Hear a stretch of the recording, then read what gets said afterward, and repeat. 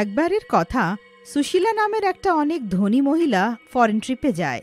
ও একটা বড় আইসল্যান্ডে একটা মহৎ রিসর্ট বুক করে আর ওখানে নিজে ছুটি কাটায়। কত শান্তি আছে এখানে। শহরের সেই ভিড় নিয়ে আমি তো ক্লান্তই হয়ে গিয়েছিলাম। যেই রিসর্টে সুশীলা ছিল ওখানকার বেসমেন্টে একটা ডাইনি বন্দি ছিল।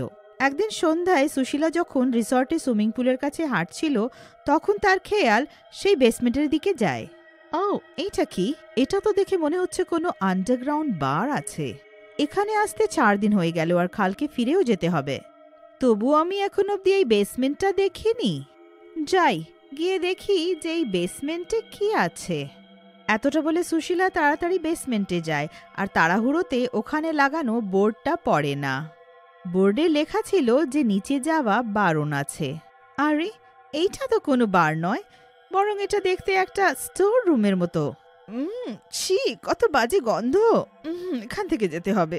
সুশীলা এই কথা থেকে অজানা ছিল যে সেই বেসমেন্টে বহু বছর ধরে একটা ভয়ঙ্কর ডাইনি বন্দী ছিল। তাই হোটেলের লোকেরা ওখানে আসা যাওয়া বন্ধ করেছিল। তখনই হঠাৎ ডাইনি সুশীলাকে দেখে। আরে বাহ, শিকার! এত ডেজ পরে তো এখানে কেউ এন্ট্রি নিয়েছে। ওকে তো আমি হাত থেকে যেতে দেব না। এতটা বলে ডাইনি সুশীলার শরীরে ঢুকে যায়। ওয়াও, এবার আমি এই পাগল মহিলাটার শরীর ব্যবহার করে এই বেসমেন্টের বন্দি থেকে মুক্ত হয়ে যাব। পরের দিন সুশীলার ইন্ডিয়া ফেরার ফ্লাইট ছিল আর ডাইনি এখনো তার শরীরে ছিল। আর এইভাবে ডাইনি সুশীলার শরীরে ঢুকে ইন্ডিয়া চলে আসে। ইন্ডিয়াতে এসে ডাইনি সুশীলার শরীর ছেড়ে দেয় আর বাইরে চলে আসে। ওয়াও, কি জায়গা আছে! মজাই হয়ে গেল। আমি যখন মুক্তি পেলাম তো শুধু সেই স্টিঙ্কি বেসমেন্ট থেকে নয়, বরং পুরো দেশ থেকেই। এই নতুন কান্ট্রিতে এসে কত ভালো লাগছে। চলো কাউকে ভয় দেখাই। ডাইনি এদিক ওদিক ঘুরতে ঘুরতে একটা গ্রামে চলে আসে আর কিছু লোকজনকে একটা গাছের তলায় বসে কথা বলতে দেখে। ওয়াও, পেয়ে গেলাম আমার শিকার। দেখো কি মজায় পরস্পরের সাথে টক করছে। এক্ষুনি গিয়ে তাদের মজা নিচ্ছি। ডাইনি ওই লোকেদের কাছে গিয়ে দাঁড়িয়ে পড়ে আর ভয়ঙ্কর আওয়াজ বার করে। লোকেরা সেই ডাইনিকে দেখে অবাক হয়ে যায় আর তাদের মধ্যে একজন বলে, আরে ওই, কি চেঁচামেচি করে যাচ্ছিস? আর সেটাও আমাদের কানের কাছে এসে এত জোরে! চল চল, চলে যায় এখান থেকে। কে জানে কোত্থেকে উঠে চলে আসে, ড্রামা করতে এসছে এখানে। ডাইনি এটা শুনে রেগে যায়। এই ইডিয়েটস, আমি ডাইনি আছি। হ্যাঁ হ্যাঁ, সব জানি। সেটা তো তোমার কস্টিউমটা দেখেই বুঝেছি। এতে বলার কি আছে যে তুমি নাটক কোম্পানিতে ডাইনি হয়ে আছো, কিন্তু নিজের প্র্যাকটিস অন্য কোথাও গিয়ে করো। প্র্যাকটিস? কেমন প্র্যাকটিস? আমি আসল ডাইনি আছি। হ্যাঁ হ্যাঁ, তুই একটা ডাইনি আর আমি মেছো ভূত, বুঝলি? চল চল, যা এখান থেকে। কে জানে কোত্থেকে এরকম সব উঠে চলে আসে। আরে দাদা, এরা সব মুখের কথায় বোঝে না, বুঝলে? লাথি মারতে হবে, আর এ তো ডাইনি, মারতেই হবে। ডাইনি এটা শুনে অনেক রেগে যায় আর সেই লোকটাকে ধরে উল্টো ঝুলিয়ে দেয়। এইবার বিশ্বাস হলো তোর? বাঁচাও, আরে বাঁচাও, আরে কেউ তো আমাকে বাঁচাও। আরে বাপ রে, এ তো সত্যিকারের ডাইনি বেরোলো রে। আরে পালাও এখান থেকে। ডাইনি ওই লোকটাকে দূরে ফেলে দেয়। বেশ, এসেছিল আমাকে লাথি মেরে তাড়াতে। এবার বহু বছর আমার কথা মনে রাখবি। এতটা বলে ডাইনি এগিয়ে যায়। এবার সন্ধে হতে চলেছিল আর ডাইনি এত লম্বা যাত্রার পরে অনেক ক্লান্ত হয়ে গিয়েছিল। ওহো, সেই দেশে তো আমি বেসমেন্টেই ঘুমিয়ে পড়তাম, কিন্তু এখানে আবার কোথায় ঘুমাই? তখনই ডাইনি একটা কবরস্থান দেখে। ও সেই কবরস্থানের ভেতরে চলে যায়। ওয়াও, আমি শুনেছিলাম যে এই দেশের ভূতেরা কবরস্থানে থাকে। চলো এবার আমিও এখানে ঘুমোই, কি জানি আমার কোনো বিদেশি বন্ধু হয়ে যায়। কবরস্থানের ভেতরে একটা বড় বট গাছ ছিল আর ওটাতে কয়েক ভূত উল্টো ঝুলেছিল। তখনই ভূতের নজর ডাইনির উপরে পড়ে। ওরা লাফ দিয়ে নিচে চলে আসে। ওরা গিয়ে ডাইনিকে জিজ্ঞেস করে, এই কে তুই রে? ও হাই, আমি ফরেনার ডাইনি আছি আর আমি বিদেশ থেকে এসেছি। আপনাদের সাথে দেখা করে ভালো লাগলো। আজ রাতে আমি এখানেই স্টে করব। আচ্ছা, কিন্তু তোর সাথে দেখা করে আমাদের একদম ভাল লাগেনি। যা যা যা এখান থেকে। কিন্তু কেন? আমি এখান থেকে কেন যাব? আমিও তো ডাইনি আছি। এইটা আবার কিরকম কথা? আমি কোথাও যাব না। আচ্ছা, তাহলে তোর শোয়ার জায়গা চাইতো এইখানে? ঠিক আছে, কোনো ফরেনার গান শোনাতো আর ফরেনার গানে ডান্সও করে দেখা। আমাদের একটু এন্টারটেনমেন্ট করে দেখা। সব ভূতেরা এটা শুনে জোরে হাসতে লাগে। কিন্তু আমি তো গাইতে আর নাচতে জানি না। আচ্ছা, আমার কাছে আরো একটা উপায় আছে। এখানে তুমি শোয়ার জন্য জায়গা খুঁজছো, তাই তো? ওই যে পুলিশ স্টেশনটা দেখছো, ওই কবরের কাছে, ওইখানে যাও, গিয়ে একটা পুলিশওয়ালাকে খুব ভয় দেখিয়ে এসে যাও, তাহলেই তোমাকে এখানে জায়গা দেব। ব্যাস এইটুকু? ঠিক আছে, এক্ষুনি যাচ্ছি। এতটা বলে ডাইনি পুলিশ স্টেশনের দিকে চলে যায় আর সব ভূতেরা হাসতে লাগে। এ কি জানে ওই যে পুলিশটা আছে, কেমন উচিত শিক্ষা দেবে একে। হ্যাঁ, কোনো সাধারণ পুলিশ তো সে নয়, সে পুলিশ রূপে একটা ভূতই, যে অনেক বছর ধরে ওইখানে পাহারা দিচ্ছে। আর সে এতই যে রাগী, এর একটাও কথা শুনবে না। এদিকে ডাইনি পুলিশ স্টেশনে পৌঁছে যায় আর ওখানে পুলিশকে ভয় দেখানোর চেষ্টা করে। ওঠরে পুলিশের বাচ্চা, ডিউটিতে ঘুমাচ্ছিস? এক্ষুনি দেখাচ্ছি। পুলিশ ভূত বলে, তোর এত সাহস? এই নে। আরে কেউ বাঁচাও, আরে বাঁচাও, ও তো নিজেই ভূত আছে, তাও এত শক্তিশালী, বাঁচাও বাঁচাও। অন্যদিকে সব ভূত এইসব দেখে জোরে হাসতে লাগে। তখনই ডাইনি মার খেয়ে ফিরে সেই ভূতের কাছে আসে আর রেগে বলে, আমি তোমাদেরকে ছাড়ব না, তোমরা প্রতারণা করলে। তখনই একটা সাইকেলের ঘন্টার আওয়াজ আসে। আরে পালাও পালাও, ওই তান্ত্রিক তো এদিকেই আসছে। আরে পালাও, প্রাণ বাঁচিয়ে পালাও। আরে হু ইজ কামিং? কে আসছে? তোমরা এত ভয় পাচ্ছ কেন? আরে ভূতেদের ধরার জন্যে ওই তান্ত্রিকটা আসছে এখানে। ভূত ধরে যে তান্ত্রিক? যা এখান থেকে, এবার বোকা বানাতে পারবে না। আমি সব বুঝি, তোমরা আমাকে এখান থেকে তাড়ানোর জন্য এইসব করছো, কিন্তু আমি ভয় পেয়ে পালাবো না। তোর আসার আছে তো আয়, না হলে আসিস না। আমাদের কি, আমরা তো পালাচ্ছি রে বাবা। এবার এই গাছে একা আমি ঝুলবো। বেশ এসেছিল, আমাকে নকল ভূত ধরার তান্ত্রিকের কাহিনী বলছিল। এতটা বলে ডাইনি যেই পেছনে ঘোরে তো দেখে যে তার পেছনে একটা তান্ত্রিক দাঁড়িয়ে আছে। ডাইনি তান্ত্রিককে দেখে পালানোর চেষ্টা করে। আরে বাবা রে বাবা, এটা তো সত্যি তান্ত্রিক এখানে চলে এলো। পালাও পালাও, কেউ বাঁচাও। ততক্ষণে তান্ত্রিক একটা বোতল খুলে ডাইনিকে বন্দি বানিয়ে নেয় আর বোতলের ঢাকনা বন্ধ করে দেয়। ফরেনার ডাইনি বোতলে বন্দি হয়ে শুধু একটাই কথা বলে, এর থেকে ভালো তো আমি নিজের বেসমেন্টেই বন্দি ছিলাম। এক সময়ের কথা, যখন মাধব নিজের বউ জয়ন্তীর সাথে একটা ঘরে থাকত। মাধবের কাছে অনেকগুলো মুরগি ছিল আর ও রোজ তাদের ডিম বিক্রি করে নিজের ঘরের খরচ চালাতো। একদিনের ব্যাপার, যখন মাধব কোনো কাজে বাইরে যেতে থাকে। শোনো, আমাকে একটু বেরোতে হবে, তাই আমার কাছে সময় নেই, অনেক কম সময় হাতে আছে, তাই আমি মুরগির ডিমগুলোকে রাখতে পারবো না। তুমি এক কাজ করো, যাও গিয়ে সোজা মুরগির ডিমগুলোকে একটা জায়গায় একত্রিত করে নাও। হ্যাঁ, আর সকালে বাজারে গিয়ে বিক্রি করব। তারপর মাধব নিজের কাজের জন্য বেরিয়ে যায় আর জয়ন্তী নিজের কাজ শেষ করে ডিম সংগ্রহ করতে চলে যায়।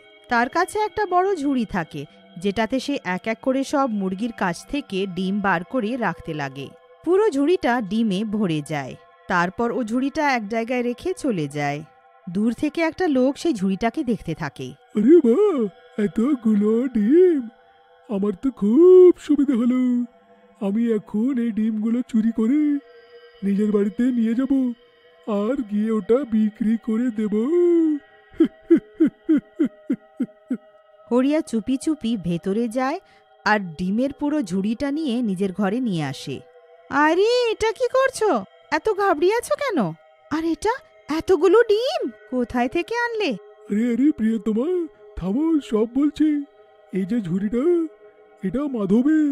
ওই রাখা ছিল, চোখে পড়লো আর চট করে গিয়ে আমি ওটা উঠিয়ে নিলাম। মানে তুমি চুরি করলে? আরে চুপ করো, শোনো, আমার কাছে প্ল্যান আছে। এটা নিয়ে যদি বাজারে আমি বিক্রি করতে যাই তাহলে সবার সন্দেহ হতে পারে আমার ওপর, আর মাধব তো জানবেই। তাই আমি ভেবেছি যে একটা ঠেলা লাগাবো, একটা ডিম পরোটা ঠেলা, যাতে কাঁচা ডিম 5 টাকায়, কিন্তু যদি ওখানে আমি ডিম পরোটা বিক্রি করি তাহলে সেই পরোটা হবে 15 টাকায়। বা, এটা তো বেশ হবে। বিনামূল্যে ডিম আর তার উপরে এত কামাই, কি মজা হবে! আমরা তো খুব তাড়াতাড়ি ধনী হয়ে যাব।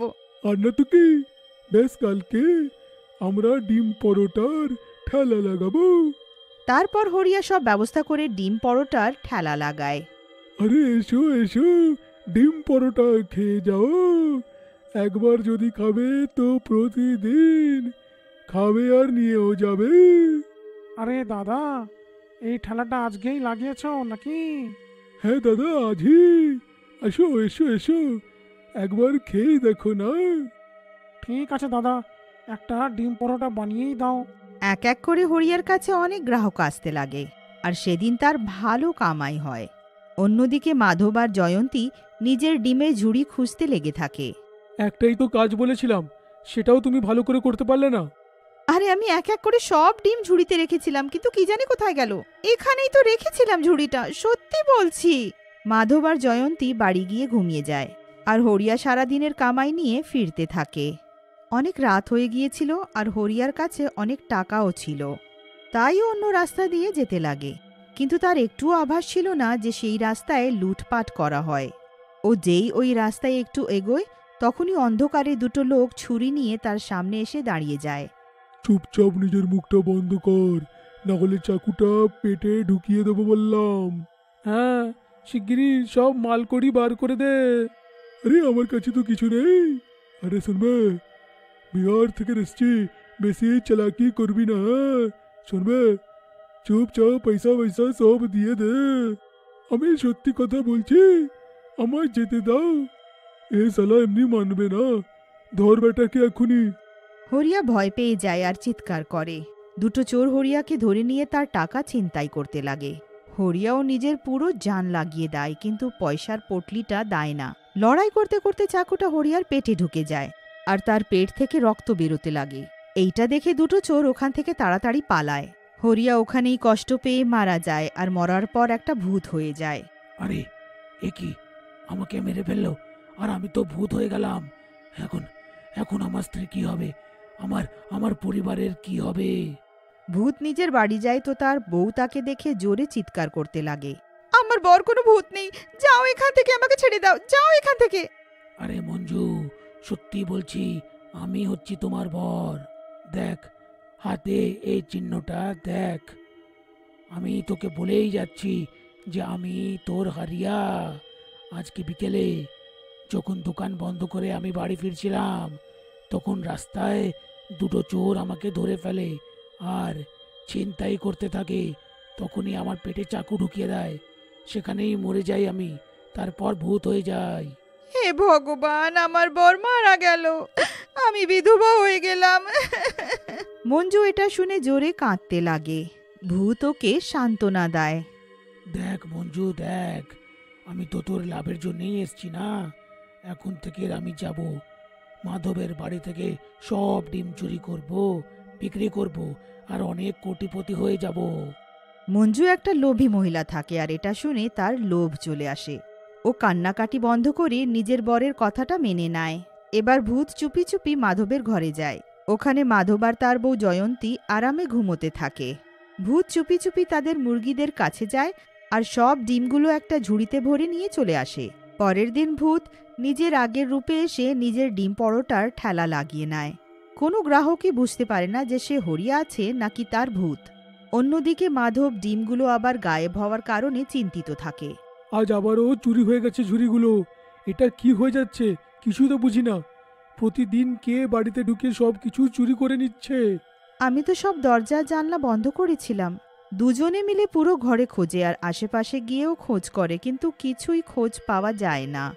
এবার রোজই একই ব্যাপার হয়। প্রতিদিন ডিমগুলো গায়েব হয়ে যেত, কারণ হরিয়ার ভূত রাতে এসে ডিমগুলো চুরি করত আর পরের দিন ওটার ডিম পরোটা বানিয়ে বিক্রি করে দিত। এইভাবে অনেক দিন পেরিয়ে যায় আর মাধব অনেক চিন্তিত হয়ে গিয়েছিল। এইভাবে চলতে থাকলে তো আমরা ভিখিরি হয়ে যাব। জানতে তো হবেই এই ডিমের ঝুড়িগুলো চুরি করছেটা কে। আমার কাছে একটা আইডিয়া আছে। আমরা সব ডিমের উপর একটা চিহ্ন বানিয়ে দেব। তারপর কালকে বাজারে গিয়ে দেখো কে আমাদের ডিম বিক্রি করছে। তারপর ওরা সব ডিমে একটা চিহ্ন বানিয়ে ঝুড়িতে রেখে দেয়। এবার যখন রাত হয়, হরিয়ার ভূত এসে সব ডিম চুরি করে নেয়। সকালে যখন ডিমগুলো আবার গায়েব থাকে তো মাধব তাড়াতাড়ি বাজারের জন্য বেরিয়ে যায় আর ওখানে এক এক করে সব ডিম বিক্রি করার দোকানে চেক করে, কিন্তু সেই চিহ্ন বানানো ডিমগুলো কোথাও পায় না। হ্যাঁ, ক্লান্তই হয়ে গেলাম আমি। এখন তো বাজারে কারুর কাছে ওই চিহ্ন থাকা ডিমগুলো নেই। এখন আমি কি বা করবো আমি? হ্যাঁ, ক্লান্ত হয়ে মাধব একটা গাছের তলায় বসে যায়। তারপর সামনে তার নজর হরিয়ার ডিম পরোটার ঠেলার উপরে পড়ে। মাধব হরিয়ার ঠেলার কাছে যায় আর তাকে জিজ্ঞেস করে, হারিয়া, তুই আবার এই কাজগুলো কবে থেকে আরম্ভ করলি? আরে, এই কিছুদিনই হয়েছে। আচ্ছা, আমার জন্য দেখি তো একটা ডিম পরোটা বানিয়ে দে তো। হ্যাঁ, নিশ্চয়ই, এখনই বানিয়ে দিচ্ছি। হরিয়া একটা ডিম বার করে ওটা ভাঙতে যায়, তখনই মাধব তার হাত থেকে সেই ডিমটা নিয়ে নেয়। ও সেটাকে ঘুরিয়ে দেখে। ওটাতে সেই চিহ্নটা থাকে যেটা ও সব ডিমে বানিয়েছিল। মাধব তারপরে বাকি ডিমগুলোকেও দেখে আর সবার উপরে সেই চিহ্নটা থাকে। মাধব চুপচাপ বাড়ি ফিরে চলে আসে আর জয়ন্তীকে সব ব্যাপারটা বলে। হে ভগবান, হরিয়া এটা আমাদের সাথে কি করে করতে পারে? এবার রাতে মাধব আবার ডিমগুলোতে সেই চিহ্ন লাগিয়ে একটা ঝুড়িতে রেখে দেয় আর হরিয়ার আসার অপেক্ষা করে। হরিয়া তো নয়, কিন্তু একটা ভূতকে সেই ডিমের ঝুড়ি নিয়ে যেতে দেখে সে অবাক হয়ে যায়। পরের দিন আবার মাধব হরিয়ার ঠেলার কাছে যায় আর এবারও তার কাছে সেই চিহ্ন দেওয়া ডিমগুলো থাকে। এবার পরের রাতে মাধব হরিয়ার ঘরের বাইরে গিয়ে চুপি চুপি দাঁড়িয়ে পড়ে। কিছুক্ষণ পর ওখানে ভূত ডিমের ঝুড়ি নিয়ে আসে আর ঘরের ভেতরে চলে যায়। জানলা দিয়ে মাধব দেখে যে ভূত সেই ঝুড়িটা মঞ্জুকে দিচ্ছে আর দুজনে বেশ মজায় গল্প করছে। তখনই ভূত হরিয়ার রূপে পরিণত হয় আর এবার মাধব সব বুঝে নেয় যে ওই ভূত হরিয়া আছে। ও তাড়াতাড়ি বাড়ি ফিরে গিয়ে জয়ন্তীকে সব গল্পটা বলে। এবার দুজনে ভূত থেকে ছাড়া পাওয়ার জন্য একটা বাবার কাছে যায় আর তাকে সব ঘটনাটা বলে।